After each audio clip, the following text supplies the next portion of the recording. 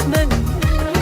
Gəl məni düşmənlərimə güldürmə, özgəsinə yar etmərəm canım sənin.